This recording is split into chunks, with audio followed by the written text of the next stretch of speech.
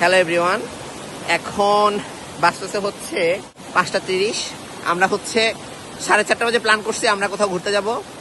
And দেখেন, just দেখেন ভিউটা।